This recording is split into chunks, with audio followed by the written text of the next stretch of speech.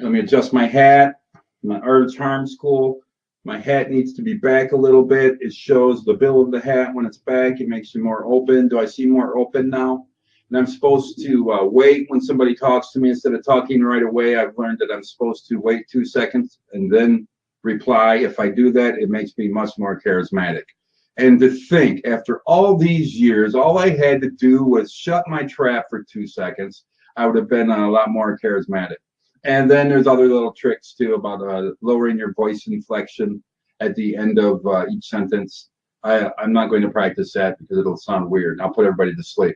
But I have been going to the Art of Charm school from theartofcharm.com, and I love it. And I'm only bringing it up because I love their courses, and it's making me into a better link builder. And I don't make any money whatsoever from them, from you going over there and signing up if you do sign up for theartofcharm.com. All right, so last week we gave away some gifts, and I'm going to hold these gifts up a little bit. We have 3 copies of The Art of Manliness. The one just fell on the floor, and I'm not going to pick it up. We have 3 of these. They're all signed copies by Brett McKay. Brett McKay and his wife wrote the book. His wife's name is Kay. I highly recommend that you buy the book for a loved one or for yourself. You see that they're signed by the author, and we gave 2 of these away individually, and I think these were $18 books. And so far, I've only heard from one person who won last week, and that was John. And I'll show you what John won. Well, what do I do with these? John won a book, and he won the Stay Manly Cup. And it's a huge cup. Looks like you can put some soup in it. It's a manly cup. It's a manly cup. It's not meant for unmanly men. No, I like it. It's a nice mug. That's coming your way right away, John. And also, we're with the book. Let me show you a signed book. And you won.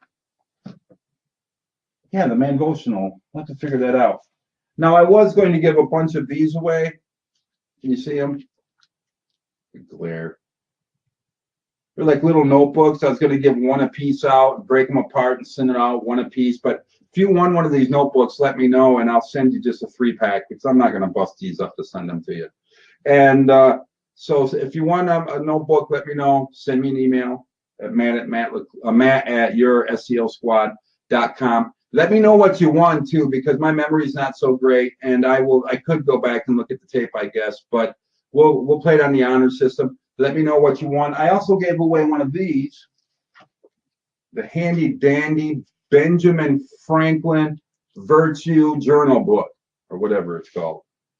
It doesn't come with the lock and key, of course, but hey, I only paid $50 for it. But I did pay $50 for this. It's if you're familiar with Ben Franklin, he was very big into virtues, and he thought that he could become a better person by following a self-imposed set of rules for himself that would make him more effective. And there is no doubt that Benjamin Franklin was an effective orator. He was an effective inventor. He was an effective writer. In fact, one of his first jobs was writing the Poor Richard's Almanac, and he wrote that for 20 years, 23 years. And the almanac was widely distributed at a time when people would buy it and they didn't have any reading material. And he would give predictions throughout it for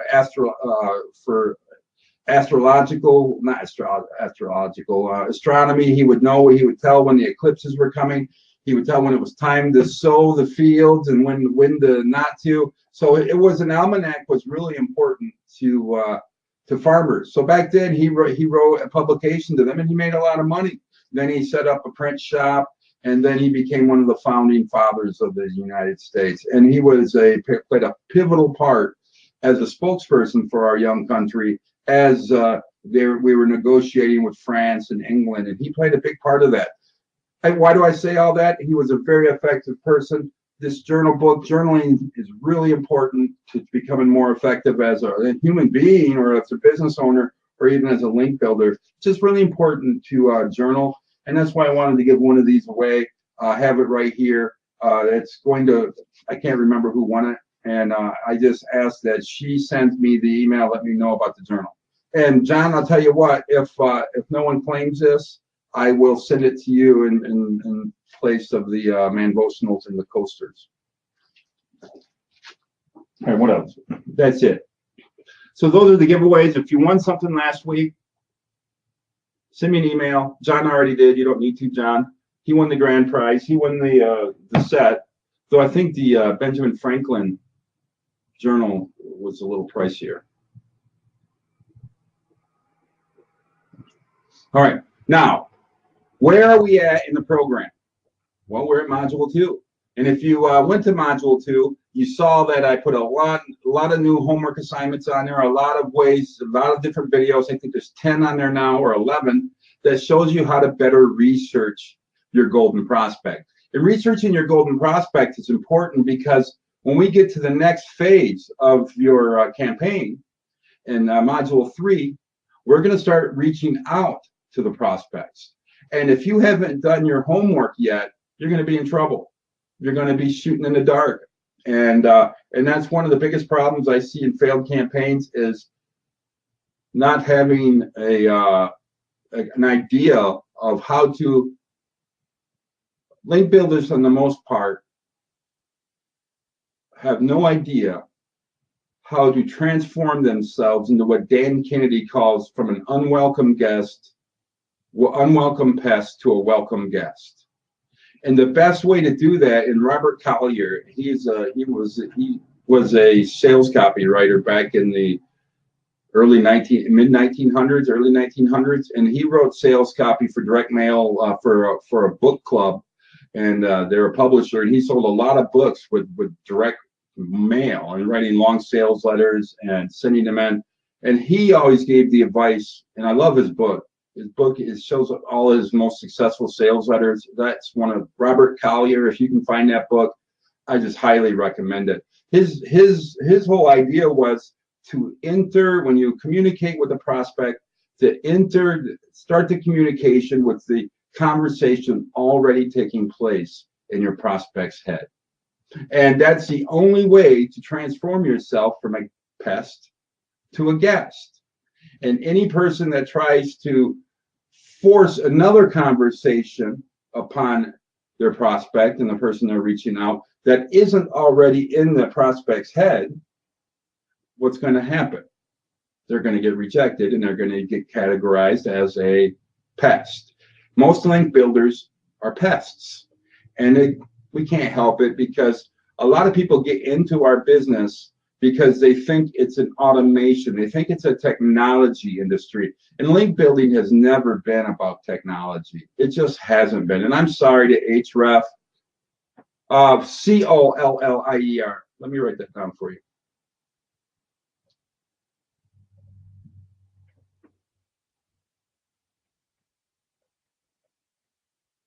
And he shares several of his best sales letters. And this was like in the 20s and 30s. He was selling $1 million worth of books, just fiction books, nonfiction books. And he had a great sales letter for each one of the books.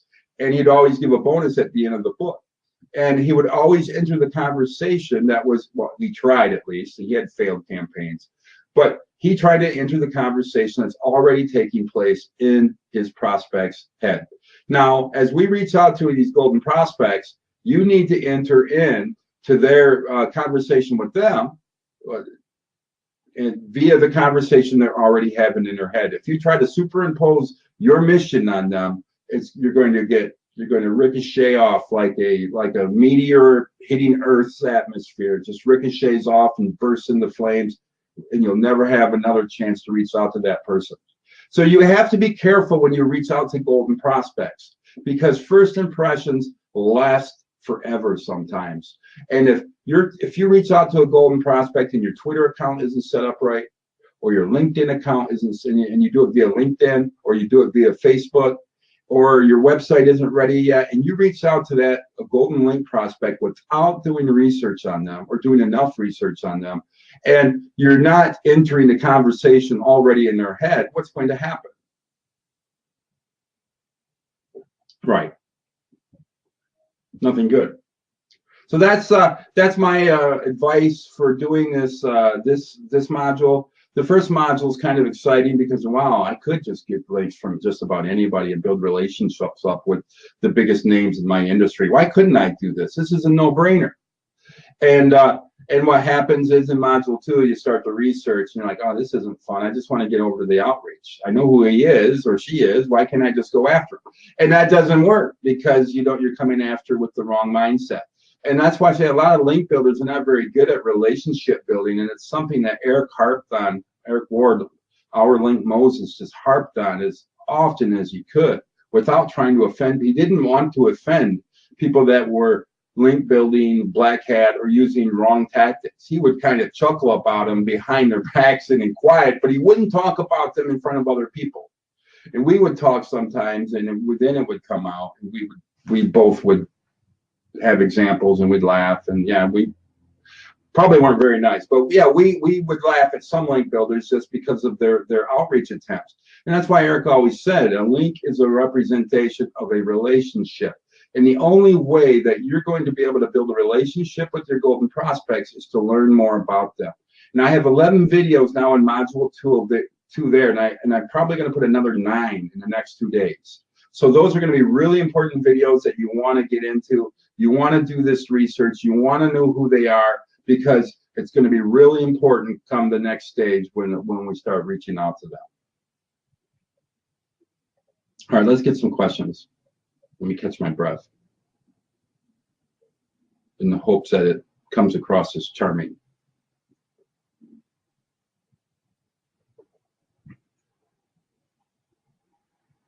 All right. Ben has a question. It's a good question. When you reach out to your social prospects, yeah, right, golden prospects, and you start building social capital with them, whether it's on behalf, Ben, you run an agency, don't you? All right, so he runs an agency, and he is asking whether or not, as he goes out and builds links for his clients, should he use his own social profile, or should he use the profile of use the social profile of one of his clients? Work taped. All right, so the idea is, what profile should you use? I use my profile when I negotiate for my clients, because I want that relationship to be with me too. I can't build a relationship and try to get the pretty lady across the street to go out with my friend down the street. I can't. I can maybe set up a date, but it would be awkward. Instead, I have to first build, especially if I don't have a relationship with her across the street. I can't by proxy just come in and push a relationship with my client. Now, my client, who's my friend down the street, if he wanted to go date her, he could start building social capital up with her. But because he's not, he obviously doesn't have time to build social capital up. So let's say he pays me to build social capital up with her.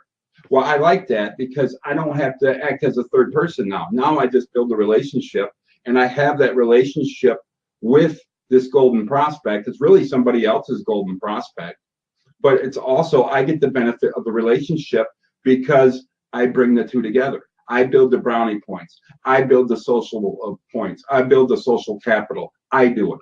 And then when it comes time for her to ask, why are you doing all this? What can I do for you? And then, well, this is kind of a bad example. Well, you go out with the guy down the street, but you could link over to my client's site.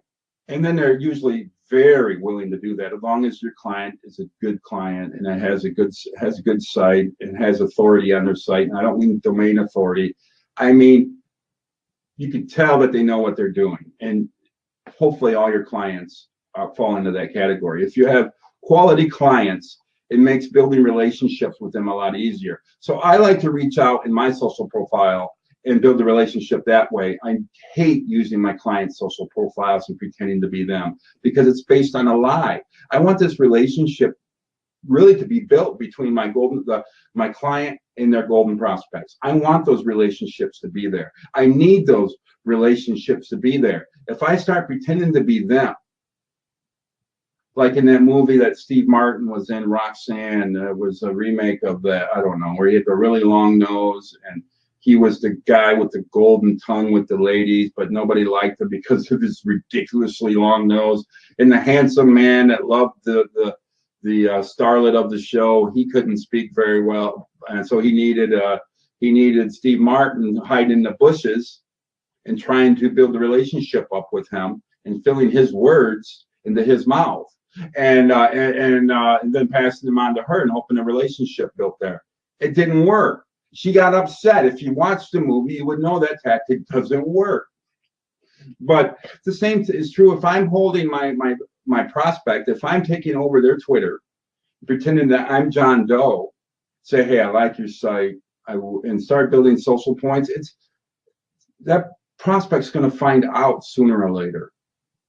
And then there's not going to be any relationship there for anybody. And all those social points we established will be gone, will be flushed. And that's the opposite of what we're looking to do. So that's why I like to have a real person be the one that whoever's building the social points, whether it's you or your client, needs to be their Twitter account.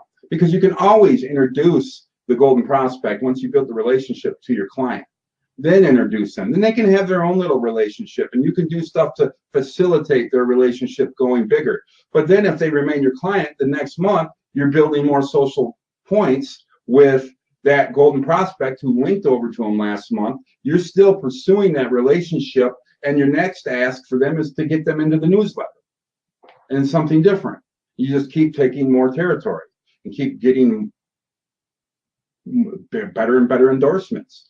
And if you facilitate that as a broker, as a link builder, well, that's good. That's good for you. Now, what happens if you get another client who's in the same industry, but maybe they're not a competitor, they're not a direct competitor of my first client, but another client from that industry comes in. Maybe it's a parts manufacturer as opposed to a let's say my first client is an attorney, is a tax attorney, and I'm getting really good links from golden prospects for them and sending good traffic. But then another client comes in that is a bankruptcy attorney, but they happen to have the same golden prospects. Now I don't have to go build extra social points up with these golden prospects because I will already have relationships up with them. So then I can just say, hey, I have another client. I would like a good placement. What can you do for me? This is where I want to get the link, this specific sales page or this specific link. And they give you the link. So I have the ability to control that relationship. Now, does that mean if that client fires me, the golden prospect is going to delete the links? Not at all. Not if they took the time and kept building relationships that I try to help build them with. They'll keep getting more and more. They won't need me with that golden prospect anymore. They'll be able to do it themselves. So that's what I hope that whenever we take a new client on, that's what I hope it becomes, is that we build the initial relationship and keep getting them placements, and then they start doing it, and then with our training, then they go deeper into a relationship with that golden prospect, and all we do is then I can build my own relationships with that golden prospect and bring on other clients. So that's a long way to say, yeah, use your own, or be real. That's because you want relationships, and man, people don't like it when you use subterfuge.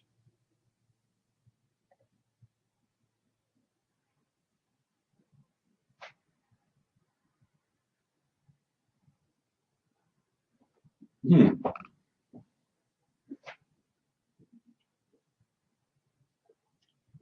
a good question. Okay, but this isn't the social. Okay, that's a very good question.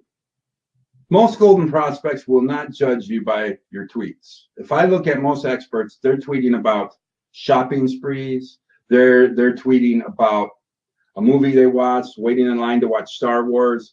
These are the experts. Or they're like Bill Slosky is one of the biggest experts in the SEO industry. He's always tweeting pictures of his walk, or pictures of dolphins playing in the bay, or people saving a whale shark from netting, and it just always has feel good posts like that. And I want to say 10-15% of his posts are SEO related. So how is an expert, a golden prospect, they come and look at your social profile, they're not going to be looking at your tweets to see if you're an expert. They're just going to look at your tweets. They're just going to look at a couple things on your Twitter profile. And I'm going to go to my Twitter profile right now and show you.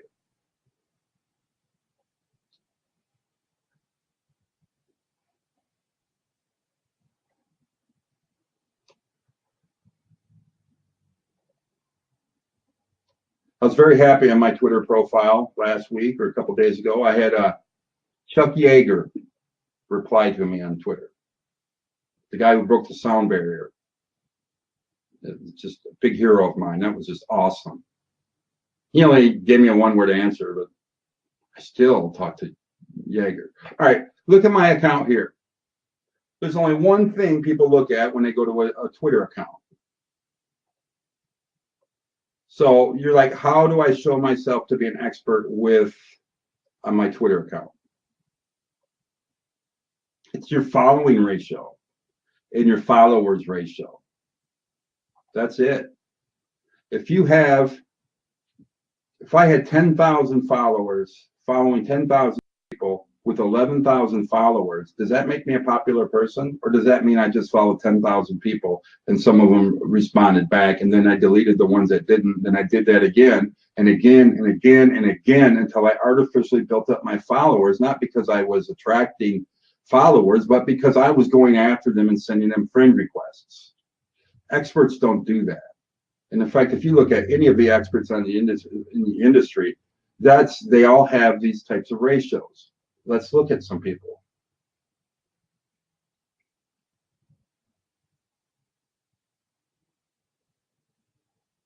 Let's look at Eric Ward's numbers.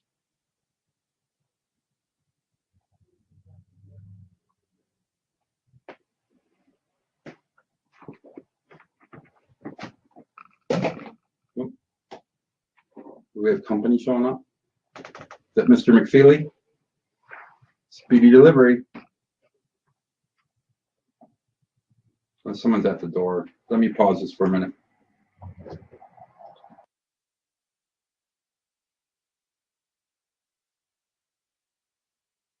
All right, we're back. Mr. McFeely walked by. Was it the mailman? That guy walks probably 5-6 miles a day, if not 10 miles. We have a mailman that walks, and he's been doing it for 10 years. That guy, I stopped him. I said, "What's your blood pressure?" He goes, "I don't know. I never go to the doctor." So I said, "Well, that tells me right there. It's good to walk 10 miles a day." But if I look at Eric Ward's, why am I not finding Eric?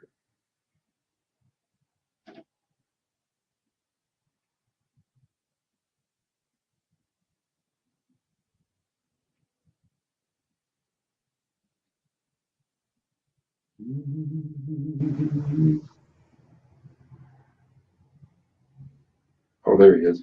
Sorry.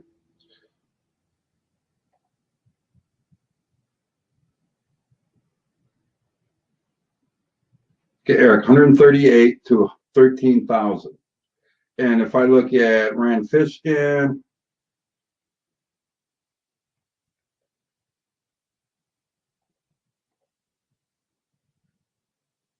he'll be out of the stratosphere.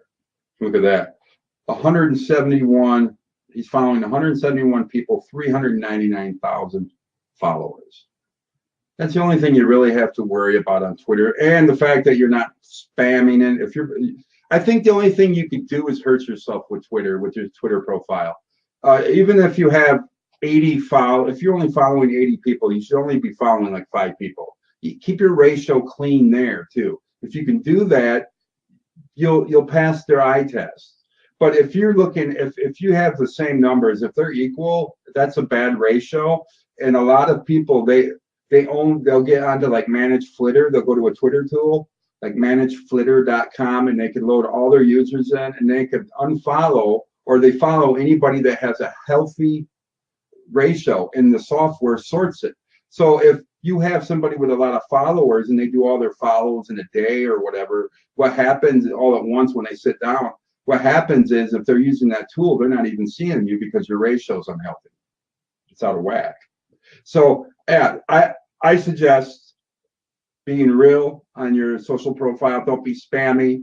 And the only thing you could do is hurt yourself if you do. So get your numbers a lot better, a lot healthier in this department. And it's better to have 10 followers than having an equal number of than having 10,000 followers and 10,000 people you're following. It'd be better to have one person you're following and 10 followers. It really would, because anybody that's putting that much effort into building up their likes by sending out friend requests obviously is not an expert. And that's one of the biggest ways you can tell somebody on Twitter whether or not they're an expert. So yeah, so your expertise doesn't come from your social profiles. Your expertise comes from your ability to find out what your prospect needs and then building social capital up with them. That's where your expertise lies. And then, of course, you need a good site for them to link to, and the client site would be a good site, hopefully. Otherwise, you got the wrong client.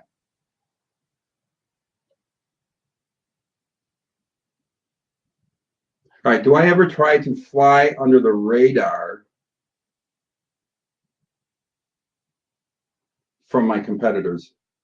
If you use your own company or personal accounts, competitors can more easily see what you're doing, who you're building relationships up and getting links from. That's a good question. That's a black hat question. That was the biggest problem we had in black hat, was hiding our efforts from our competitors, because in the black hat was easy to replicate. We could look at a site ranking #1 and we'd find out whether or not it was black hat. And then we would look at the anchor text of the keywords. We would look at the type of links they were. We would look at the anchor. We would look at everything we could find. And we could almost always duplicate it. Almost always. And then you're battling the guy at #1, even if you're on page 12 the week before. It was just like that much of a battle. So everybody, to keep that from happening, would try, the smart black hatters, and I would like to say we were in this category, we would try to hide those links from our competitors because it was easy, it'd be easy for them to replicate. Especially, pardon me, especially when page rank was still being updated to the point where you could tell what the page rank was of a site, whether it was a page rank 7 or a page rank 1. When the page rank was toolbar was still being updated, pardon me, when it was still being updated, it was really easy to game the system. And so what we would do is we would block crawlers from hitting those sites, so that way our competitors couldn't find the links inside of Hrefs. So if Hrefs bot came and hit our PVN site, the bot would ricochet because we wouldn't allow it. We'd have it blocked. We blocked all the bots except Google and Bing. So Majestic couldn't get to it. Hrefs couldn't get to it. And Moz couldn't get to it. So it was never reported. And that's how we survived in keeping our secrets. But with this system, that's never a problem. The only way your competitor will be able to duplicate, they might be able to see, hey, Michael just got a really great link from this prospect. It's an awesome link. I'm going to reach out to that prospect and get that link. What are their chances? Especially if it's your competitor. They've already built a relationship up with you. You've already built brownie points up with them. And how is the competitor going to come in and reach out to your link prospect? Like they're a link prospect, not like they're a golden prospect. They're not going to build any social media, social capital points up with them. They're not thinking about that in the slightest. They're going to put some link builder on it, outsourced, and they're going to go after it, and they're going to fail. And you're going to, while that happens, you just keep building your social equity, keep building up your brownie points, get to the point where they're not going to go anywhere. And it gets to a point, what a great world we would live in if the only way your competition can beat you is to out-help you, is to take your golden prospects and help them more than you're helping. That's not going to happen. They're not. And if it did, what kind of awesome competition would that be? Is companies out helping people and out helping each other to beat each other. Well, that's the free market system. That's what it's all about. And if you want to put your points into going after, like I said, most link builders are horrible at relationship building. It's because they view link building as a technology thing that could be operated with bots, with scrapers, with email blasts, with you name it, with scrape bots that can send out millions of links, with GSA that can send out just as many links, with all those tools. And we used to use article marketing robot. There's a lot of technology involved with Black Hat. Is it really needed with White Hat? I don't see it. I don't see it. It's all about relationships. It's the people behind the sites. If you could find those people, and you could find those with the SPIFU metrics, then that's the relationship you build. All right, so let them build relationships, but they won't see the relationships because you'll send them a thank you. Module 3, I'll teach you some of the I'll teach you a lot of what you need to do for the outreach. There'll be thank you notes. You're going to do stealth outreach. Your competition won't see it. Well, Danielle said to close the chat window.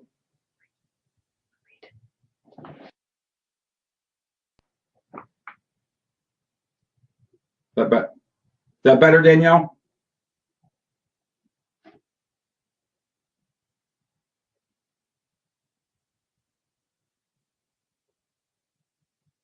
I'm sorry. Is everything good now?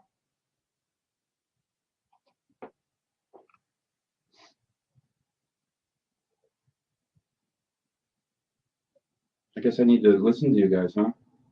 Everybody's raising their hand. All right. Hopefully the recording will be fine. All right. How is it? Can I continue? Do I need to go back and answer that question?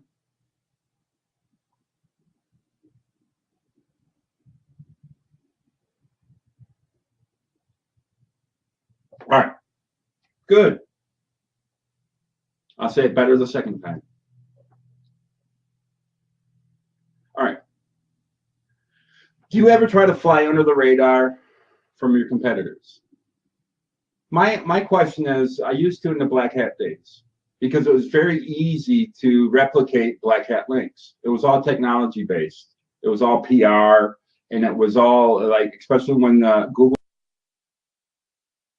where you could tell what the actual page rank of a site was. It could be a PR8, and those are awesome links, or a PR2, and those are okay. And then you would get the higher number, the better. And what would happen is, if I set up a PBN site, a private blog network of my own, and I use 35 high PR7 site domains for that blog network back in the Black Hat days, and then I would set up my clients' links on it, then the rankings would go through the roof. What would happen is their competition would see that, and then look at the backlinks for my client's site, and then see the PR7s. Then they would go and buy some expired domains, PR7s or 6s or whatever they could get their hands on. Now I had a private blog network war. So it was like we had to build more and to beat that client. So we learned the secret. We learned how to block the bots from hitting our site. So if Hrefs bot hit our site, it would block it. And we would block Majestic's site and Moz's site bots. Why did we block those bots? Is so that our competition couldn't find our links and couldn't duplicate what we did. And then they started doing the same, and there was a lot of hiding what we were doing, and with one hand up, and kind of like how we used to do our tests and hide our work and not let anybody copy from us. That's how it is in Black Hat, because everything is can be duplicated because it's real technology related. It could be article marketing robots send a lot of links out, or GSA or Scrapebox or any of those tools like that. Or expired domains, and it was really hard to hide what we were doing until we started blocking the bots. And the only bots we would allow through our site would be what?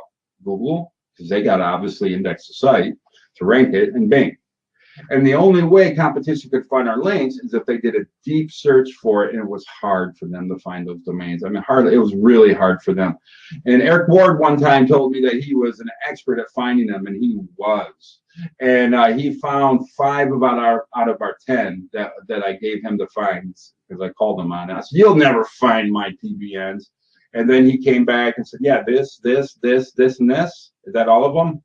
And he thought they were. I said, "No, there's a lot more." But he found them, and he knew, because he knew how to do advanced search queries, and he was an expert at that. I mean, it was just scary to watch him. His mind was like a computer when it was digging into Google to find the information he needed. It was almost like he owned Google, like it was created for him.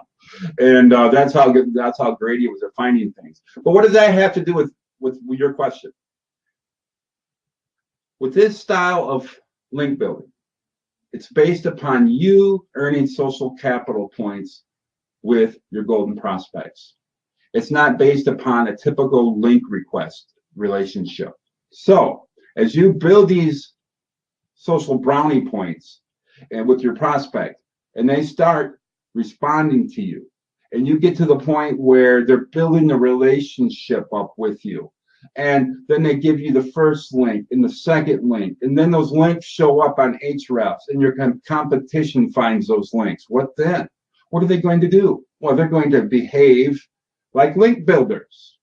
They're going to reach out to your golden prospect, but they're not going to reach to your golden prospect's website. But they're not going to reach out to the right person. They're going to reach out to an admin. They're going to reach out to the contact page. They're going to reach out via whatever email address they can find on the site, but it won't be the right email address. It won't go to the owner of the business. It'll go to the employee of the business, an employee of the business. And then they won't attempt to earn the link based upon social capital and social merit. They will try to earn the link on the merit of their content. And that's why they won't be able to replicate what you're doing, because it'll take work, it takes effort, and it'll be invisible for the most part. All they'll see are the links. They won't see the emails you sent them or the handwritten thank you notes that I teach you how to do. They won't do any of that. They won't be able to see it, and they're too lazy to do it anyway. It takes too much work to build relationships up with people. And most people are narcissistic. They just care about themselves and what their needs are. And it's really hard for narcissistic people to get into this type of marketing. It really is. And most link builders, is that they're technology based. There's a lot of narcissism in there, and there's a lot of things that are blocking them building relationships up with the people they're reaching out to. So, wouldn't it be great if the only way your competition can beat you, Michael, is that they can find your golden prospects, but to do just as much research as you did, find out what the needs of your golden prospects are, just like you're doing right now, and then fill those needs. And the only way they can beat you is if they all help you. But this isn't a zero-sum game. What if your competition does go to the same golden prospect and helps them? What if they helps her out even more than you did? Does that nullify those brownie points that you created and what you generated? Not at all. There's room for both. It's not a zero-sum game. It's not like our prospects have 10 coins, brownie points they can hand out, and once they give those 10. They can't give them out to anybody else in your industry. So I would say, I would dare your competition try to run to do. Dare.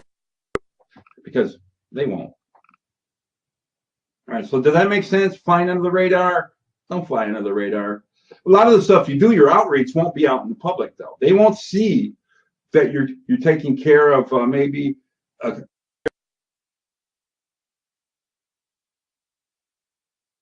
all they'll see is the end result, the link, and then they'll try to replicate that link by being a link builder rather than a than what you're doing. Welcome, Michael.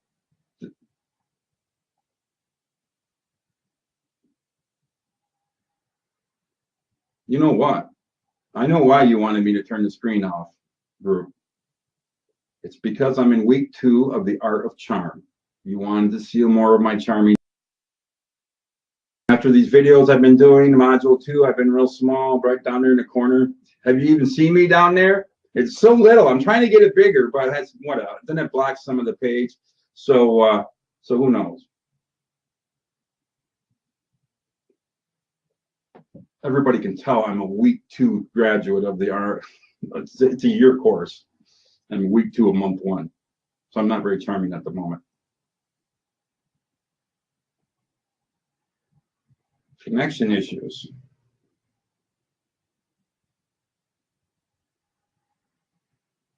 Let me try something with the internet real quick.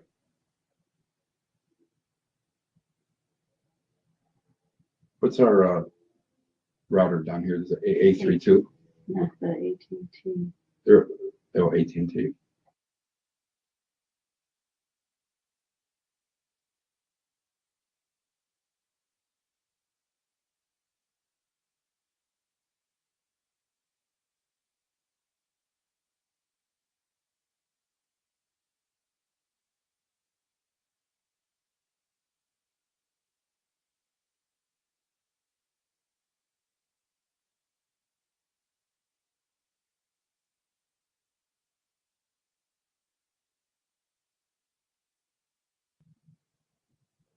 All right, I'm back.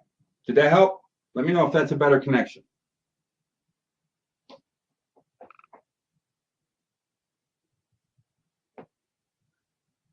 I'm back. Is that better? Please, I'm on a different, I was on the wrong router. I'm sorry. I'm a knucklehead when it comes to technology. It's really embarrassing too, because my aunts and uncles all think I'm an expert on computers and technology because I work with them, right? Everybody knows if you work on a computer, you know how to fix them. You know who can fix computers are my kids, and kids of internet marketers have been doing this for 20 years because they get so many computers to play with. Like, there's no coincidence that I've had probably 40 computers in the last 20 years, and then my son has received every one of those computers, and now he's down there right now running our Mesa computer repair shop. So those are the people who are the kids of internet marketers. They're the repair people. They're the ones I go to. Oh, it's my sister. I thought I had a student say there's my charming face. It's my sister. Maybe you can get mom to come on here and say the same thing, Danielle. That's enough for me. If my wife thinks I'm charming, my sister and my mom, that's enough for a humble man like myself. All right. Hopefully, Mark, that answered Michael, that answered your question, because I don't really want to answer it a third time, because I will. All right, I'm going to mark that as answered. Jonathan Monk. Oh, yeah, I do that, Jonathan. Jonathan asks, have you come up with a way of estimating for clients the number of links and relationships that will need to be built at the beginning of a campaign? Yes. And define need. If I have a client that's desperate, needs X amount of links by a certain amount of time, I don't take that campaign on. Desperate clients turn into mean clients. I don't like mean clients. I'm fragile. And so what you'll do, and I'll teach you to do that in the next module, you're going to go through, first of all, and not figure, and I want to, how do I want to say this? I would like you to approach it in a way of not how many links do I need to build for each of these sites. Instead, so how many links and opportunities are available from the list that I just pulled of golden prospects. And let's look for the availabilities of what each of these prospects has to offer my business. Because what you're going to do in the next module is you're going to start by declaring what the needs are of your prospects, and they're very easy to find. You're going to get into what their business needs are. Are they selling a book? Are they selling a paid newsletter subscription? Are they selling a course? Do they sell a service? Or do they have a regular newsletter that they need email subscribers for? And it's a free newsletter. They need subscribers. And you put all those down. Then you look at their family needs. Do they have a child that's in dance and that they're constantly traveling for the dance offs? What do they dance recitals? Though dance offs would be cool. And or do they have a son that, like Eric, that played baseball and was constantly traveling to some of the coolest places to take their kids to go play baseball? You find out what their family needs are. And I'll show you how to do that too. It's not that hard.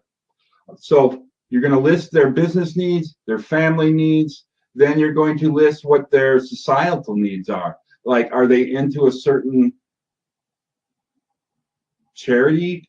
Do they help? Are they a member of the Rotary? Are they members of the are they a Mason? What are they? Do they feed the hungry? Do they go down to the soup kitchen? What are their needs? And then what you do is you have all their needs placed down, and then you go through, and before figuring out how you're going to solve those needs, you're going to go through and ask what you can get, what your ask is going to be for each of those clients. And you're going to have two asks: the first ask and the second ask.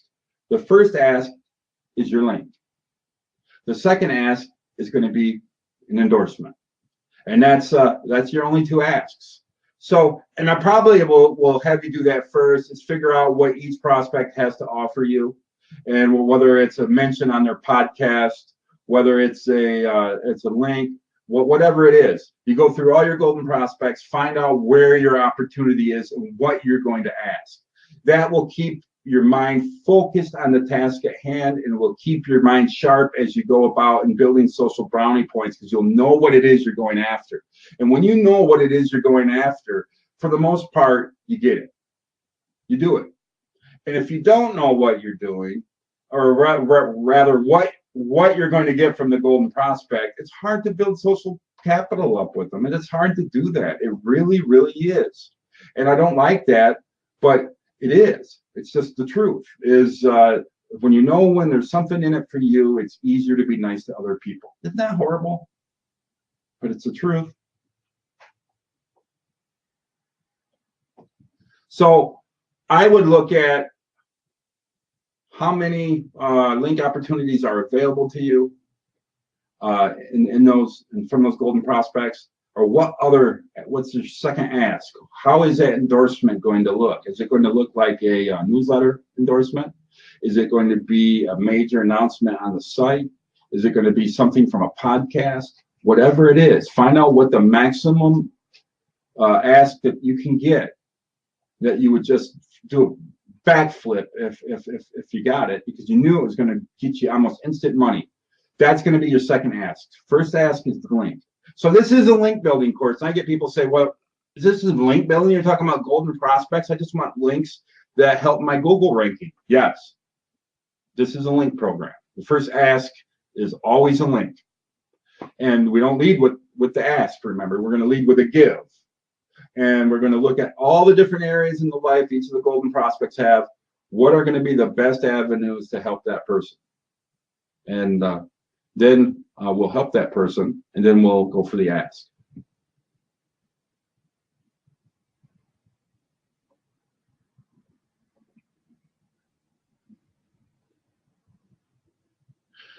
All right, that's kind of Jen, that's a good question. How do you attribute no follow versus follow to the total link equity? Do you ignore no follow for the sake of the referral traffic in general? Interested in your perspective. Yeah, I don't pay attention to no follow. it's like, yeah, I don't really care about no follow because I'm going for the relationship.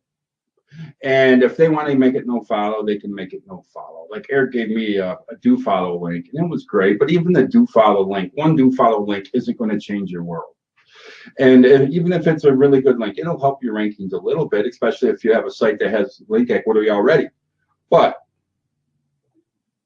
I wouldn't even worry about the no follow or the follow. But when you look at total link equity, that's kind of beyond the scope of this module, but I'll be more than happy to talk about it because it's something that Eric and I talked about a lot. And if you go back and read his stuff and listen to him, he believed that the search engines, and I believe he was right, are smart enough to understand that they could still follow and no follow.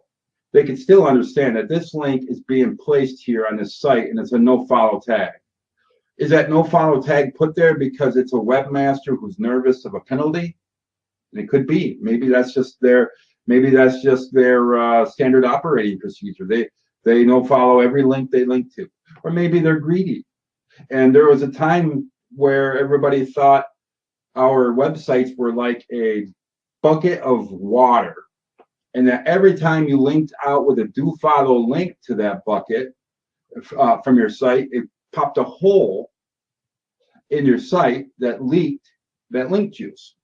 So if you gave one do follow, you had to go build two do follows to make up for the link, and that's not the way it works. And maybe it used to be, maybe when I don't know, but for now, I look at any link as a positive. I see sites all the time improving in rankings just with no follow links. And I think that's what gave Eric a different insight over agency owners. And this is where Eric really has it over agency owners. You would think that an agency owner would know because he's digging more into the work. But what Eric had an opportunity to do is he was a consultant too. He would do 3-4 consultations a day, week in, week out.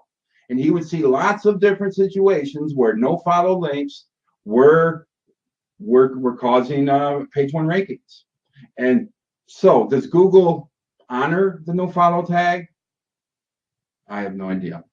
And beware of anybody who tells you that that tells you they know an answer definitively about SEO is just guessing and they're fooling themselves.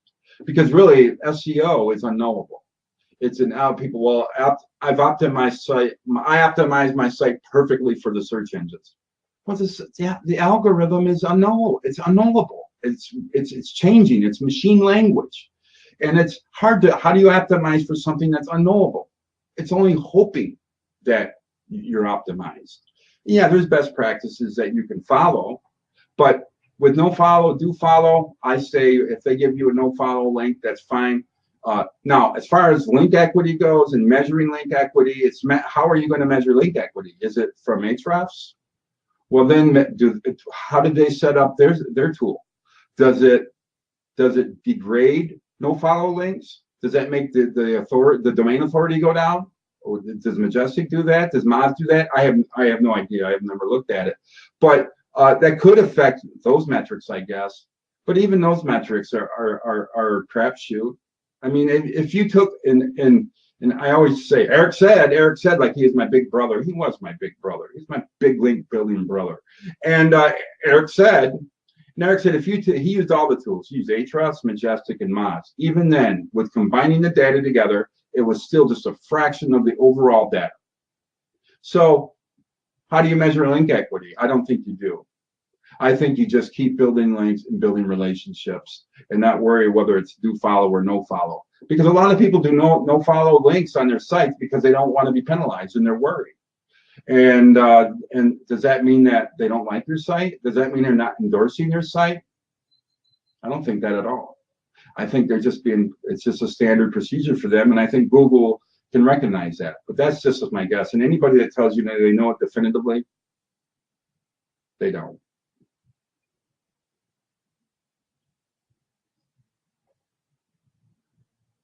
Mark Schaefer. John asks, are you familiar with Mark Schaefer? No. but I recognize that domain. He writes a great marketing blog at businessgrow.com. He also writes a great book, The Tao of Twitter, which really tells you how to use Twitter to build relationships. Ooh, a Twitter relationship building. The Tao, let me look him up. I'll place a link.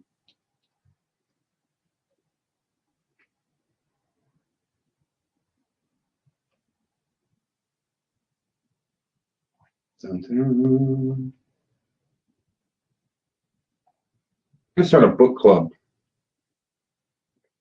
I love books. I hate TV. I really hate TV. And I'm not.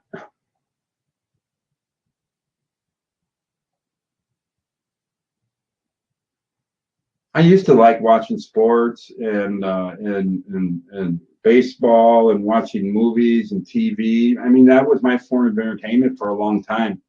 But about a year and a half ago, everything got so toxic with the politics here in the United States that I just turned it off. I just turned it off. And I got so bored that I started reading books.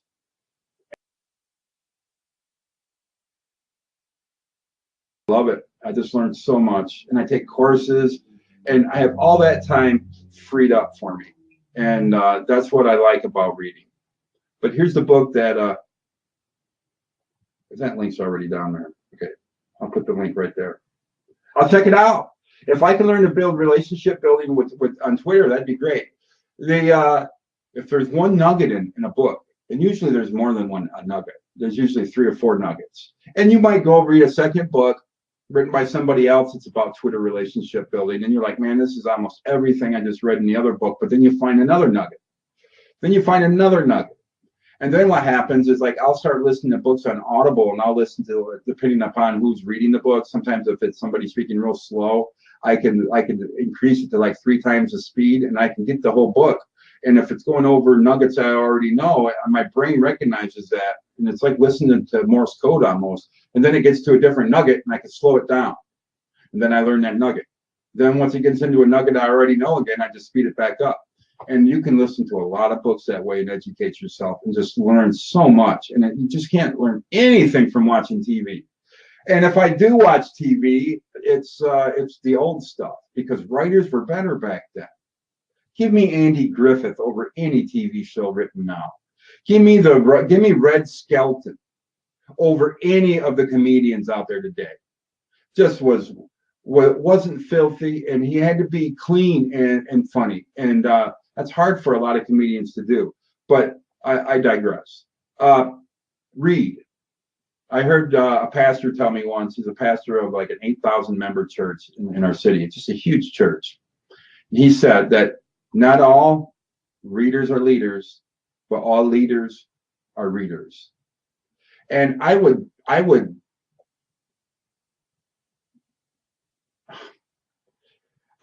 say that if you're not reading about link building, you're not really serious about link building.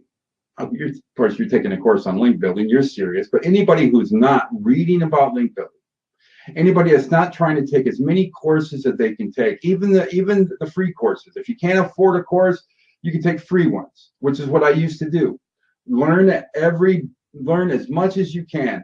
And that's why so many people like everybody on this call, like myself, we were attracted to Eric because he had so much knowledge and he shared so much. And then we just sat at his feet and learned. And that's why we're all here learning right now. And it's from Eric. But we first had to reach out to him and learn from him. And so I just think learning, it's just, you're never too much of an expert to learn.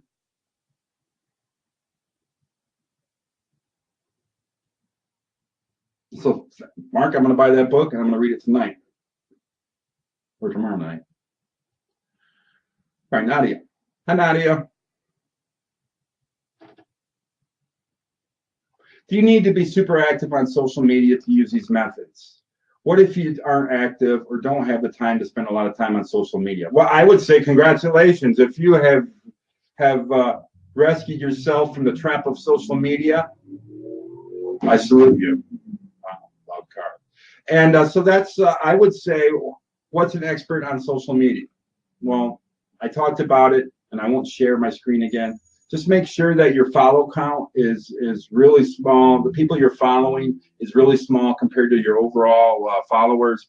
That way, it doesn't make you look spammy. And I don't think that if you just set up your account and put a profile up and have a picture on your account, you don't need to have a lot of tweets. You don't need, the only thing they'll look at, maybe even if it's a new account, you only have 50 followers and you're following 5 people, have like a 1-to-10 ratio. For every follower you have, well, for every person you follow on Twitter, you should have like 10 followers. And if you have that ratio, and when somebody checks your Twitter account out, it looks clean, and they know that you're not out spamming. Now, if you're busy, Nadia, and you can't go do a lot of social media, then that's not a black market against you. But if your ratio's off, it'll look like even those 25 followers you just got by following other people. And it's just kind of like a tell. And it's like, if this person has social capital, they wouldn't have the same amount of Twitter. They wouldn't be following the same Twitter followers, have the same count on both sides of the ledger. They would have far less people. They'd be following far less people than that's following them.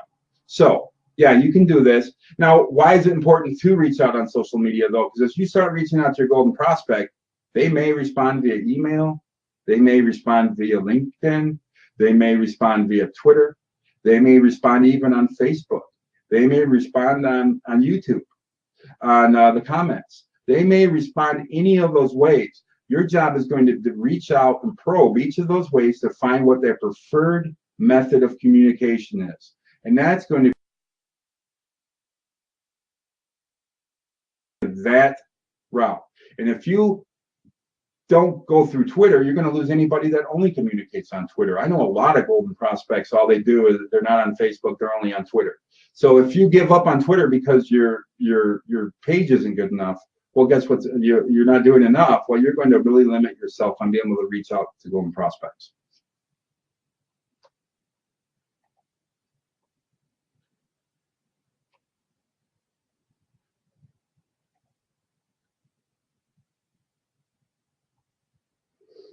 All right. I see you're mentioning Twitter a lot, but Twitter isn't that popular in other countries, like Brazil in my case. Do you recommend other ways to get in touch with Facebook, like on Facebook, LinkedIn? If so, or do you have any other tips to use on those platforms? Yeah. And I'll get into that in the next module and how to, your LinkedIn account should look clean too. You should have a good profile. If you look spammy, if you just have like a spammy sales letter as a profile, or it's not filled out correctly, or if you have just as many followers as people you're following, that looks bad. And I'm gonna see if I can do a screenshot so I don't share my screen and mess everything up again. I am going to look at my LinkedIn account. Yeah, pretty much the same rules of Twitter. It's the same rules on LinkedIn. Don't follow a bunch of people to get people to follow you.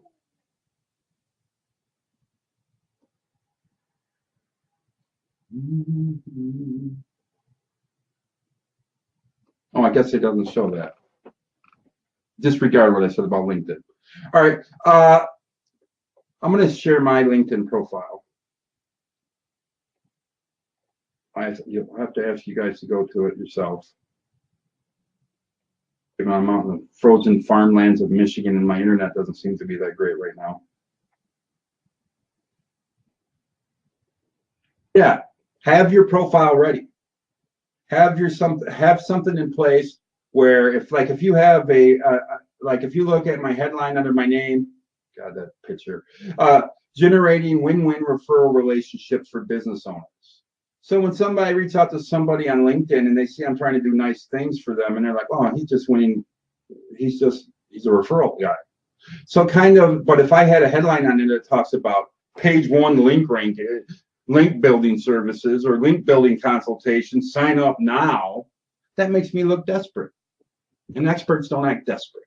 Even if they are desperate, they don't act like it. Do you act like you're desperate on your Twitter account or on your LinkedIn account? If so, stop it. It's so easy to stop it. Go through and use a decent picture of yourself, and maybe take all the spammy stuff out. And if you're part of a lot of spammy groups or whatever, just leave those groups because people can see your profile and do that. And then if you're associated with like hot girls in shorts and that's one of your groups, well, your people hitting your page is going to see that. And it's going to turn them off. And it's going to, wow, this guy's just leaving that out in the open and just kind of weird behavior, I guess, unless you're in that niche. But so I'm not going to really share any. Well, I will be getting into more LinkedIn instructions on how to reach out to your golden prospect when it comes time to that. And I'll tell you a little bit more on how to get your LinkedIn profile squared away and your Twitter profile too. And I don't recommend that you send out Facebook requests and to your golden prospect to try to befriend them, because people view Facebook as a personal thing and they're probably just going to ignore you. And you don't want any negative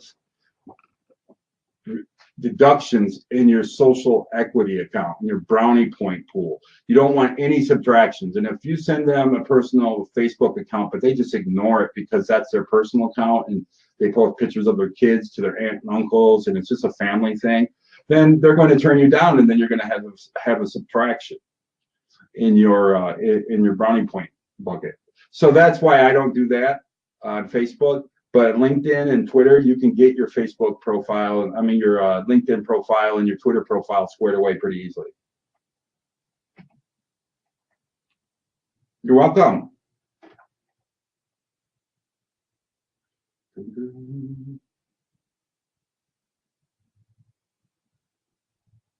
Nadia, are you ready to bail already? I'm going to go to 3:30, then I got to cut off at 3:30 sharp. Cinderella turns back into, or my carriage turns back into a pumpkin. All right, just wondering how long, Nadia wants to know how long the course goes. It goes to 3:30. I'm about to go on a week's for 2 more weeks. We'll have 2 more, the live session, we'll have a live session next week. It will be recorded. And then the week after that, it'll be recorded as well too. It'll be live. So 2 weeks from today will be the last module. And then we'll be completed. But I'll have a recording on everything. And if you have questions ahead of time, you can send them to me and I'll answer them on the recordings. Where do I buy my audiobooks? Michael wants to know. I buy them on audible.com. I got suckered into, hey, listen to this book for free if you set up a new account, which we've all seen, right? Well, they got me, and I spent a lot of money with them since I've seen it. And I get it from audible.com, and I listen to it on my telephone. My Galaxy, what is that? 8 Plus? Yeah, if you listen to it on an Android, you can slow the speed up, and it's like right in the right as you hit play. There's up in the top of the page. There's like it'll say speed, and you go to 2.0. And I'll just say that some women when the book is when there's a actor reading the book, or if it's a female reader, it's really hard to speed up because her voice is already higher pitched than the man's, and so it gets really fast and squeaky, and you can't. It sounds like the Chipmunks. So you can't go real fast with the ladies because they're you just can't tell. But the guys, on the other hand, you can usually go to 2.5, and sometimes you can go to 3.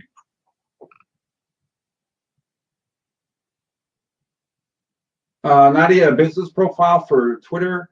Oh, I see. Yeah, I have. We have a Twitter account for our agency, and then I have my own Twitter account. I never use my agency's account. I don't even know what we're using it for. But even if I was using it every day, I would reach out in my name, not in the agency's name, because who are they more likely to build a relationship up? A charming Matt LeClaire, or a logo named Your Ad Squad. So yeah, I would use my personal. Thanks. All right. Yeah, for sure, your personal one. And that kind of bugs me too, because I have daughters that work for the agency, and I like to protect my daughters. And it's not. There was a time when we first got into internet marketing, when the internet first started in the 90s. A lot of women were afraid to put their name out. Not afraid, but they're just being cautious. And while they didn't want to draw attention to themselves, and it was just I think being smart. And sometimes that bothers me even. And I always liked using a fake picture or something. That way I could have some, I could be anonymous, so to speak, and nobody would ever recognize me in a restaurant or something. It was kind of funny. Once I was at a coffee shop. It was 6 years ago, I think. And I was, like I said, we were one of the more successful black hat agencies, I would say, in the world. And I was eating drinking coffee at a coffee shop, and I kept hearing somebody mention my name. Matt LeClaire says this. Matt LeClaire says that. There's a big guy too saying it. And I was like, oh, that Matt LeClaire doesn't know what he's talking about. And then he goes, oh, yes, he does. Yes, he does know something. And then I laughed. I said, I'm Matt LeClaire. He goes, no, you're not.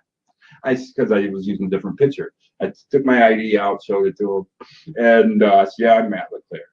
And he goes, oh, I see why you're using a different picture. And I was like, oh, thanks. Does that mean all that great advice you were just blowing about doesn't work anymore? But yeah, so would I be apprehensive as a woman sharing my name? No, I don't know. I'm not a woman. And some people prefer to be to stay in the shadows a little bit, and when doing the outreach, and I don't think that's going to be possible with this system. And so I don't know. Why am I talking about internet safety? I'm an old guy who rambles. That's why. All right, so is that the only questions? Do you guys have all your golden prospects? Can we talk about that? Yeah. Yeah, and it's just that, like I learned a lot about the halo effect. If you're familiar with the halo effect, like good-looking people get away with a lot of stuff. It's because if a woman says a guy has a great sense of humor and he doesn't tell that many jokes, it's because a lot of the times she likes him. And if he's handsome, she'll think he's funnier. And the same is true for men thinking about women that are attractive. Oh, they're smarter, or they're better dancers, or are they just really attractive and you like dancing with a really attractive person that makes you think they're a better dancer. And I used this hunk of a picture of a guy. It was like a male model for sure, but it was it took me 3 days to find this picture on these amateur photography sites where they would give you open rights to use their pictures. And it was like on the last page of this site. So it was like the very first one they ever entered was this picture, and nobody else was using it across all of the internet. And I used it for like 6 years. And so it was anonymous. But that guy I had a lot of sales just from, I think, maybe the halo effect. And it really shows you how shallow we are as people. That somebody could be attractive. Does that make them a better link builder? Does that make her a better link builder? I don't know. We elect attractive candidates, and I'm not talking about any of our current candidates, our politics.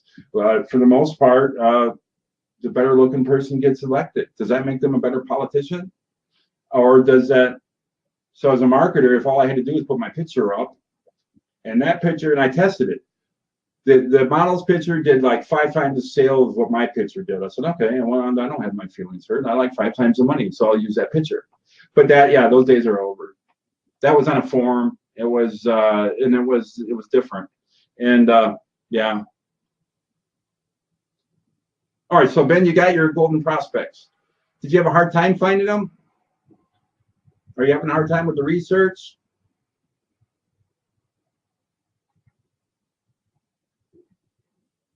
Cool.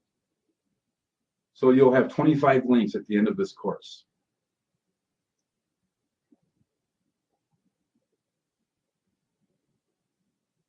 And let me check John. John's asking, he shares his Twitter URL and wants to know whether or not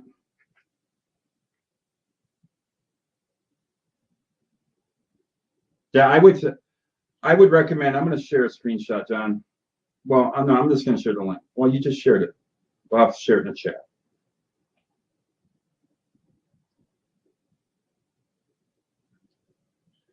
The first thing I would say is that if you click that link in the Twitter, in the chat window, and that'll go to John's profile. The first thing I would recommend is the logo on top. I think it's cool how the airplane has the sunglasses, but look how the eyes are looking off the screen.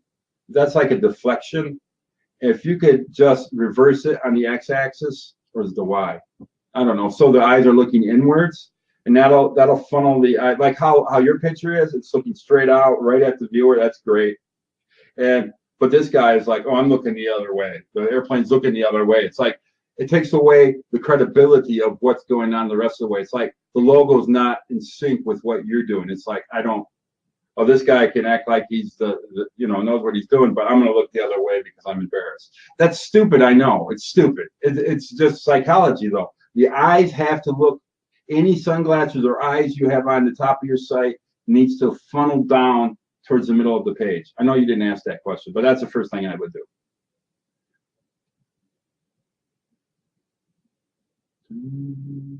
All right, John, you have 608. He's following 685 people, and he's got 1695 followers. That's about a 2-to-1 ratio, maybe 3, 2.5 to 1.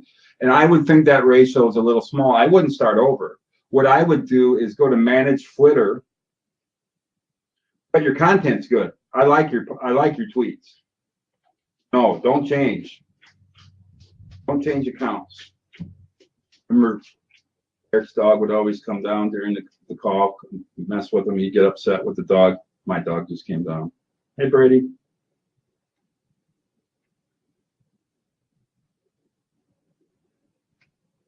So that site right there, if you have a lot of Twitter followers and you're also following a lot of people, it's time to say goodbye to the low quality followers. You're not paying attention to all that. Like John's following 685 people. There's no way you can follow 685 people on your Twitter feed. It's just impossible to. If you're trying to follow 685 people on your feed, you're not paying attention to any of them.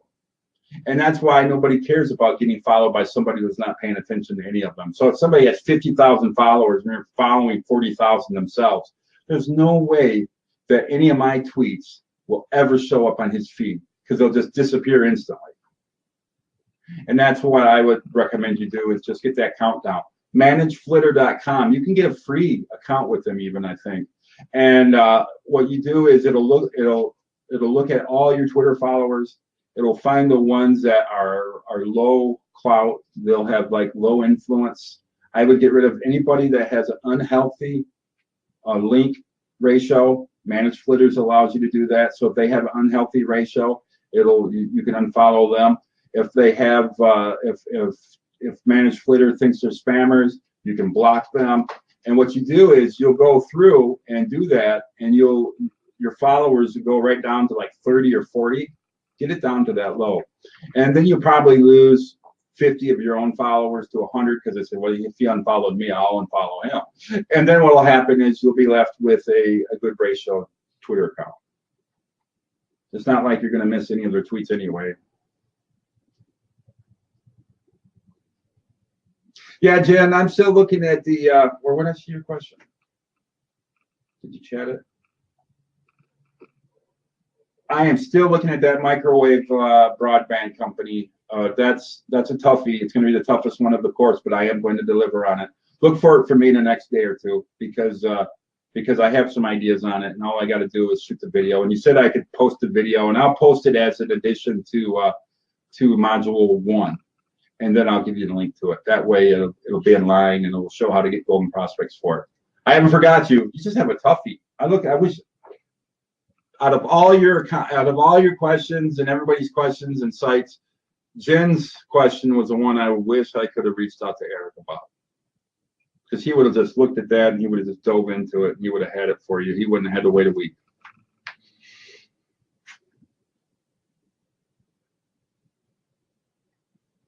Does that tool do pretty much the same way? Oliver comes in and says follower wonk. It's a Moz tool.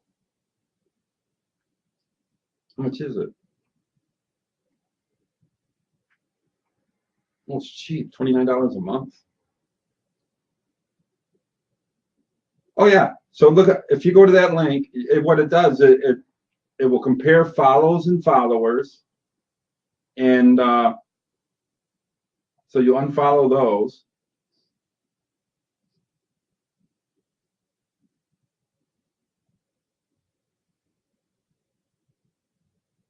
Yeah, I never used follower wonk. I don't know why. It's a big tool. I don't think it started out as a Moz app. I think Moz bought it. And I just never went to it after Moz bought it. And I like Moz products. If you have a local business, Moz Local is a must-have. It is a lifesaver. It saves so many local clients for us. It's just a really good tool to have. It really helps. It's only like $90 a year, so it's really cheap. What?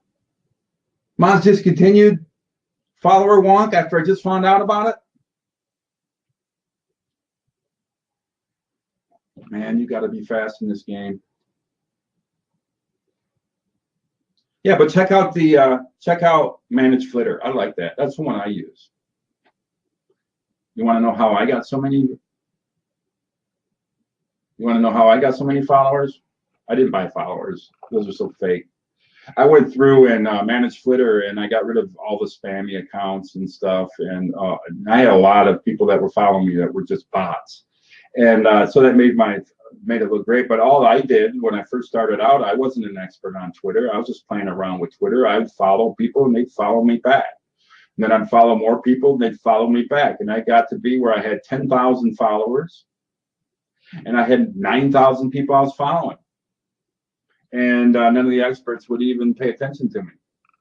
So I went to manage Flitter, and I just got rid of the 9,000. I got rid of all the people who had spammy accounts or had low engagement rates or had low influence rates, and I got rid of all that. And most of them didn't unfollow me when I did it. That's how I kept so many. That's my secret. Don't tell anybody, and I won't record it either. Oh, I did record it. You could tell people. That's what I did. I only used Twitter for one reason. I got on Twitter again after 3 years. I hadn't used it for 3 years, but I saw that Eric was using Twitter all the time, and that's why. And he was my golden prospect. So I got on Twitter just for Eric, and I got my account, and it had the 10,000 followers and the 9,000 people I was following. I was like, man, that looks ugly. He's gonna just think I'm one of those guys. And so what I did was I cleaned it up using the tool I just shared with you.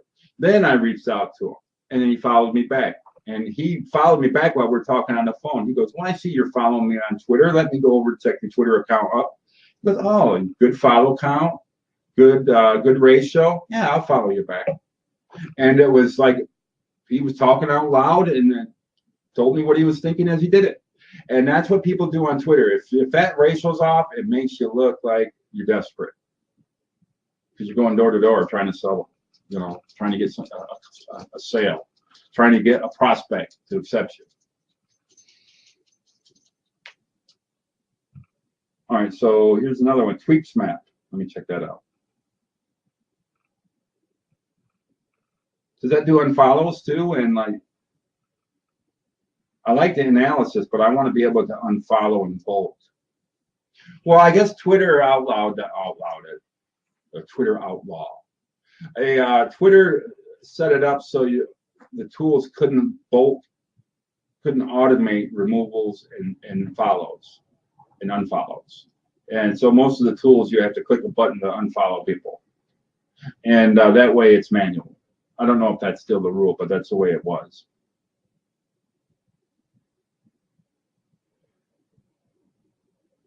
All right, 324. What fun. Remember, if you won something from me last week, will you please send me an email and let me know what it is. That way I could send it out to you. And I only have the winner of the mug, which was John from The Art of Manliness. That is not a sponsor. I don't make any money with this. But in full disclosure, they are a golden prospect. Now, why am I giving away a golden prospect's content to you guys? You'll find out in another module because I'm going to earn a link in the middle of this course. So, John, that's yours. The books, I have 2 more of these. One's already going to John, so I have 2 left. These are autograph copies of The Art of Manliness. They do have the signatures on it. Send me an email if that's what you won last week, and along with your address so I can ship it out to you. And those are great. And also, who won the Ben Franklin journal? And it's like a planner. Somebody won that. This is $50, and I don't know who won it. I guess I could go back and look at the tape, but I think it was either Jen or it was another woman. I don't think it was a guy who won it. What else? More videos are going to be popped up this week, and that's going to be your pleasure to be able to see my smiling face just even more. I might even smile out. And what else can we talk about? Should I sing you a song? Our family is doing and I don't like this. We go to a church, and Sunday is Christmas Eve. And whether you're in Happy Hanukkah, Kwanzaa, or whatever holiday you're into, Happy New Year, season's greetings. But we'll be at church on Christmas Eve. And my mom goes to that church, and my dad, and they've somehow shanghaied us all up onto the stage, and we have to sing Feliz Navidad to the entire congregation. We have a big family, too. I have 7 kids. My mom had 4 kids. We have, my sister has a couple kids, and we're going to be up there, and we're going to be singing. And I'll be playing bass, so I won't be singing. But my dad leads worship. And that kind of stuff just makes my hands sweat. I don't know. I'll talk about link building all day long, but start singing, man. I lose it.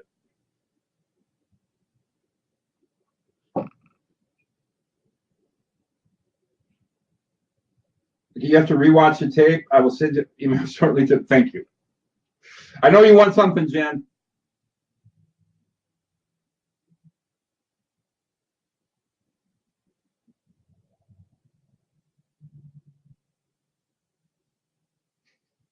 All right, what else can we talk about? I don't know. Are we done? I want you guys to earn a lot of links in these golden prospects, and I hope that you can earn 3 or 4 links by the time we get to the last module, by the time we end that module that week. It should be moving that fast. So don't get too discouraged.